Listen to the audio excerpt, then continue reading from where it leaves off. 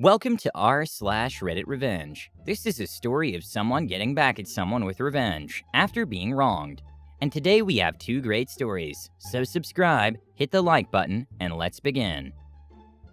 The first story is, boss hired his relative and destroyed the business. The second story, guy didn't buy my car and I lost clients. The third story, man threatens me. I informed the cops and his parents, and a few years later I got him fired from his job. On to the first story. IT manager leaves business and does his own right to be forgotten. I'm not the person in this story. I'm repeating from memory what was told to me by my friend, who's the subject or Steve of the story. This is in the UK, where we have a legal right and process in which we can force a company or entity to remove anything related to us. It's called GDPR, General Data Protection Regulations, and RTBF, Right to be Forgotten. Admins, I'm going to use RTBF instead of writing the whole thing out once or twice. Please be nice. So into the story. My friend, we shall call Steve, worked for a company for over 10 years as their IT manager, in charge of the whole system. He had worked his way up from lowly desktop support right to the very top. He was also very into doing everything by the book and within the law. No underhanded shenanigans.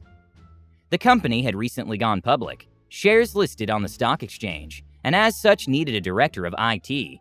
Steve applied and was pretty much a shoo-in until he was told the new CEO, the original owner who was pretty much forced to go public by the other two shareholders, had taken his shares and sold them and moved on, had overruled HR and hired someone else. Spoiler, nepotism, and he shrugged and said, well, at least they will take away most of my paperwork, allowing me to do more work. Oh, how wrong he was. When the new IT director arrived, let's call him Tom, he basically kicked Steve out of his office and into a desk in the main office and did nothing except pee about. Steve found out it was the CEO's nephew, who he doted on. Fast forward 3 months, and Steve is pretty much burned out. The nephew had fired his two very capable assistants and replaced them with buddies who did nothing, leaving Steve to look after around 400 PCs plus associated servers and network equipment all by himself. He was getting fed up.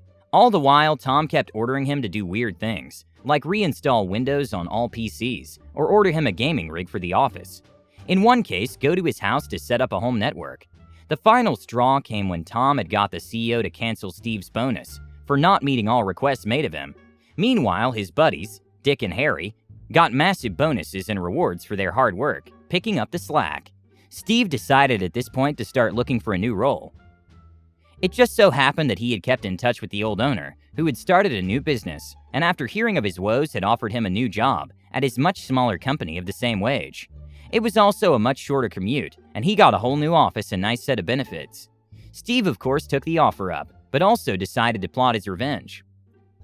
Steve handed in his 3-month notice to the HR department and began his leaving process, sending emails to the Tom, detailing all passwords and processes, plus introducing him to suppliers and whatnot.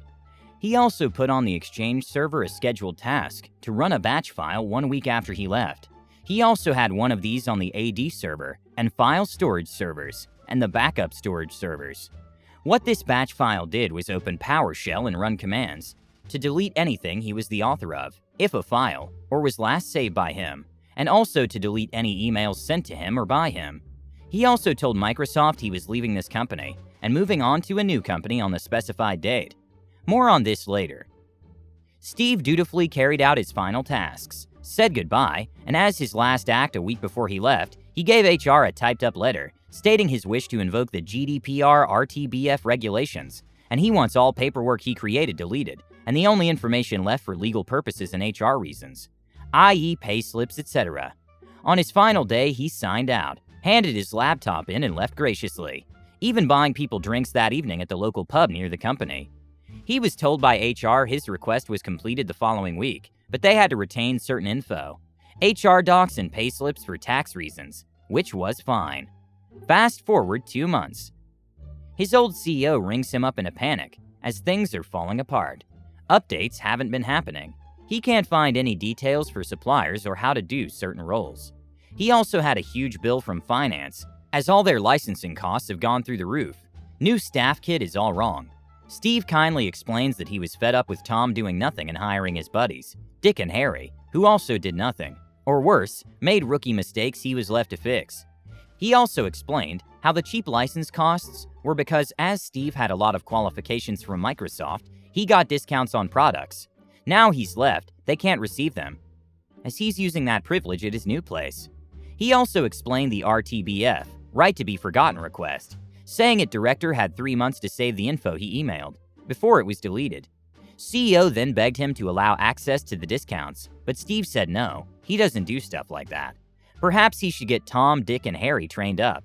He also said maybe instead of hiring your nephew to do a director's role, maybe he should have been hired at the bottom to work his way up, not fail his way down.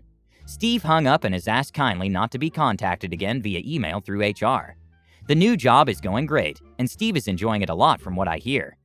Lesson of the story? Don't commit nepotism or hire buddies and expect good results.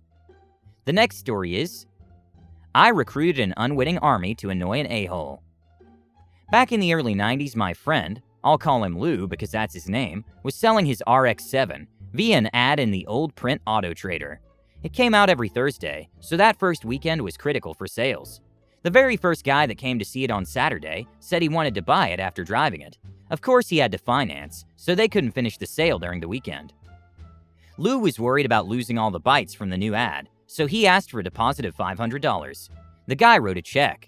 Lou told the rest of the callers that weekend that it was sold, and unfortunately didn't ask for their numbers, in case it fell through.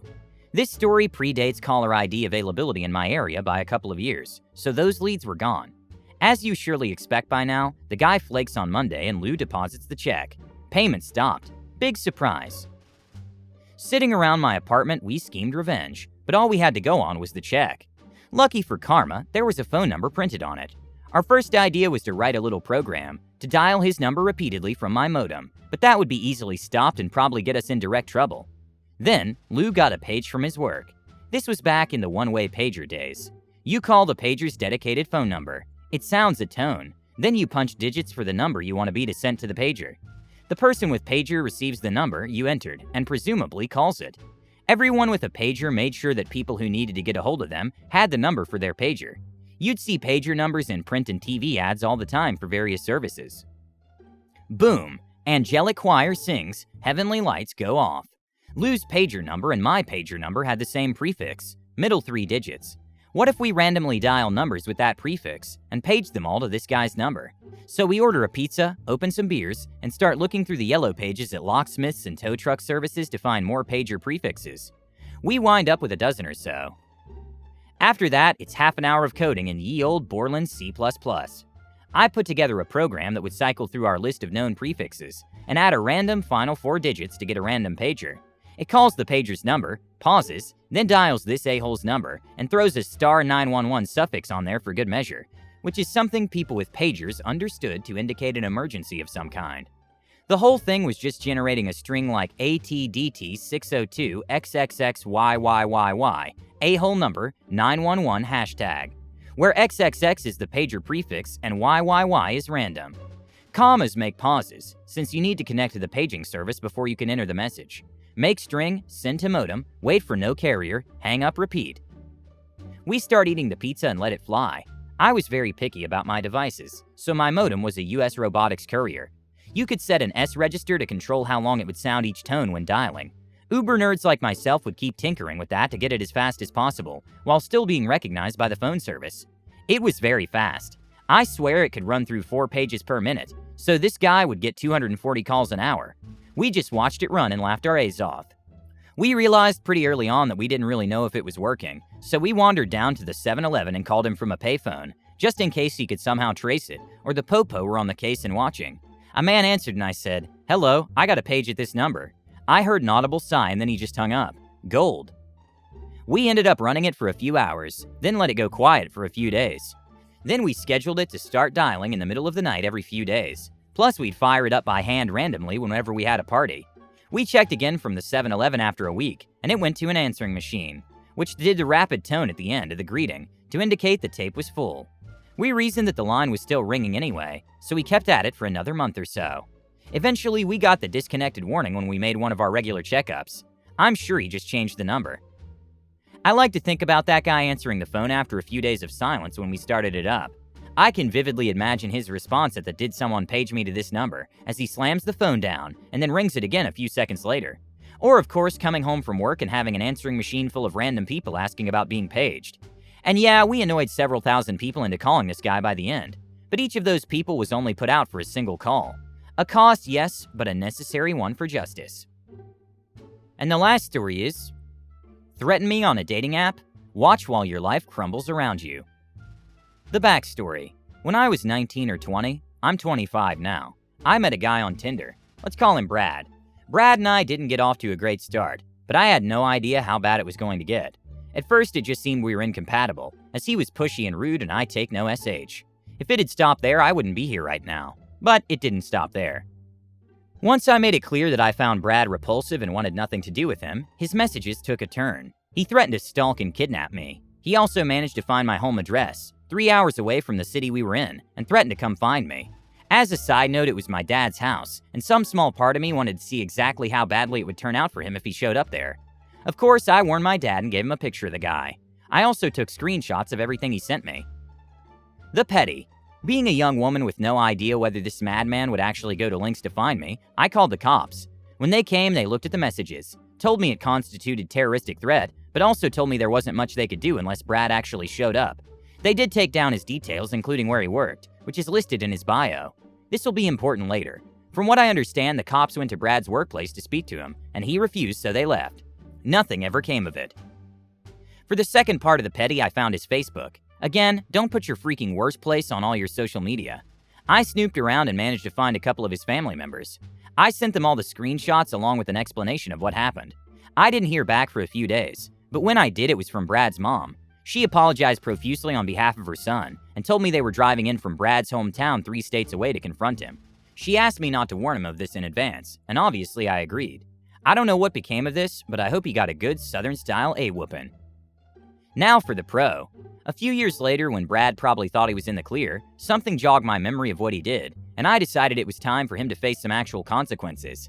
I made a Facebook post including his picture and bio, all the screenshots, and a message warning people in our area and asking them to share it around so other women would know what they were dealing with. 2 days later, Facebook took it down, but the damage had already been done. 3,000 shares and many messages later, all of that information had made its way to his company's Facebook page. From what I understand, they were absolutely flooded with messages about Brad and his behavior. They responded with a stock message about how they were dealing with it according to their policies. This was disheartening, as I assumed they were just going to blow it off. By this point, Brad had been working for them for at least 4 years. However, I soon learned this was not the case. Several women from his company messaged me to thank me for coming forward and exposing the kind of person they were working with. It was through one of these women that I found out what happened to good old Brad. He was called into a meeting with his boss, HR, and the CEO of the company. As a side note, this is a multinational company and the CEO is a woman. They did not take this situation lightly. Within 2 days of posting on Facebook, Brad had been fired and escorted off the premises by armed security. In the end, Brad got what he deserved, and now he has a massive blank spot on his resume, as this company was his first job out of college, and he can no longer get a letter of recommendation from them. As far as what became of him, I don't know. I never heard from him again. I hope you love these stories. Don't forget to subscribe if you want to know when the new video comes out.